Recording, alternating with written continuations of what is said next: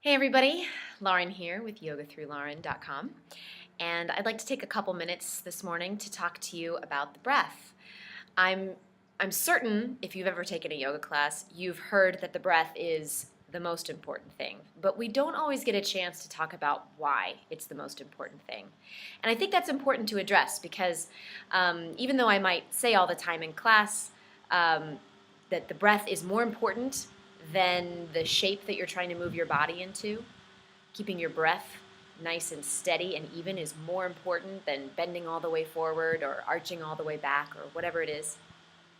I still see people holding their breaths all the time, forcing themselves, deeper physically into the pose because that's the thing that we can see. That's the thing that we can work with. So it's natural to think, well, I'm advancing in my yoga if I am touching my hand to the floor in triangle pose or straightening my knees in down dog. But actually, that's not the case because yoga is more about the mind than it is about the body. The body is the tool that we're using to help bring quiet and peace to the mind. So, why is the breath more important, tool-wise, than the body to make that happen? There's lots of reasons. In fact, many books have been written on the many reasons that that is the case. But the most interesting reason, to my mind, is this one. The breath is the only function in our bodies that's completely unconscious and completely conscious. It's completely unconscious because our unconscious mind will handle it all the time if necessary. We will never forget to breathe. That's a relief. Just like your heart will never forget to beat. Your unconscious handles that for you. But the breath, unlike the heartbeat, is also completely conscious because we can willfully control it at any time. But the heartbeat, well, if that's beating really fast, sometimes it's just nothing that you can do about it, as anyone who's ever talked to a cute boy can attest.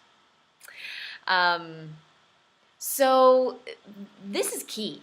Because the breath is completely conscious and completely unconscious, if we can master that, if we can master the breath, if we can work with a difficult sensation in the body and not forget to breathe, that's where the yoga is. Finding the difficulty physically in the physical world and keeping our breath steady and even. It doesn't matter how far you need to go to get to the difficult sensation. It just matters that when you get there, wherever it is, you keep your breath even and steady. That's how you cultivate or begin to cultivate mastery of the breath. And when you've completely mastered your breath, then it's like the Rosetta Stone to gaining mastery over the other aspects of our beings that seem to be out of our conscious control, like the heartbeat, like peristalsis, which is the act of digestion in your gut, or your metabolism. These things seem to be beyond our reach. But I don't just mean physical processes in the body, I mean processes in our whole being. I mean emotions. I mean persistent, sticky thoughts like worries or fears.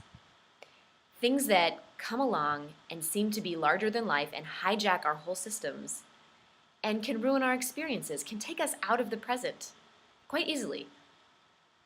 But if we can master the breath, then we can begin to master these other things that seem to be beyond our control and start to have mastery of our whole system, of our whole being, of our whole experience of the present moment. And that's when we experience peace and centeredness and quiet in the mind, and we're able to truly be where we are. So that's the ultimate goal of yoga, and that's why the breath is so important and amazing. So think about that the next time you're in yoga class. And when the teacher says, focus on the breath, know that by making that your primary focus, you're going to have a tremendous effect on your mind and also on your ability to truly live and enjoy living. All right, thanks so much for listening. I hope to hear from you soon. Please feel free to leave a comment here or shoot me an email, say hello. I'm at yogathroughlauren@gmail.com. All right, peace out, guys.